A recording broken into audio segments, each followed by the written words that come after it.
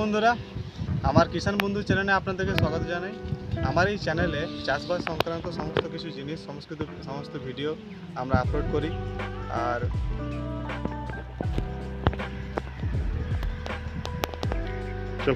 দেখুন বন্ধুরা, চলে এসেছি আমাদের বেগুন বাড়িতে। এই যেমন দেখছেন গাছগুলো, এই গাছগুলো মোটামুটি আমাদের বেশি নয়, ওই 3 থেকে 4 মাসের গাছ। দেখুন গাছে কত ফুল ফুটেছে, দেখতে পাচ্ছেন ছোট ছোট বেগুন।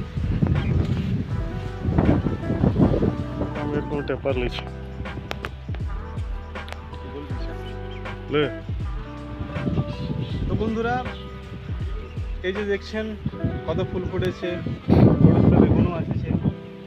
এর জন্য আমরা কিন্তু বেশি রাসায়নিক সার ব্যবহার করিনি, কারণ রাসায়নিক সার ব্যবহার করলে আপনারা জানেন যে আমাদের শরীরের পক্ষে কিন্তু ভালো না। এই কারণের জন্য আমরা যতটা সম্ভব জৈব সার ব্যবহার করেছি। আর কীটনাশক নিয়ন্ত্রণ করার জন্য কিছুটা হয়তো আমরা রাসায়নিক সার ব্যবহার করেছি, কিন্তু এরপর থেকে আমরা জৈব সারই ব্যবহার করব। তো জৈব কীটনাশকে আপনারা প্রয়োগ করতে পারবেন নিম পাতার রস।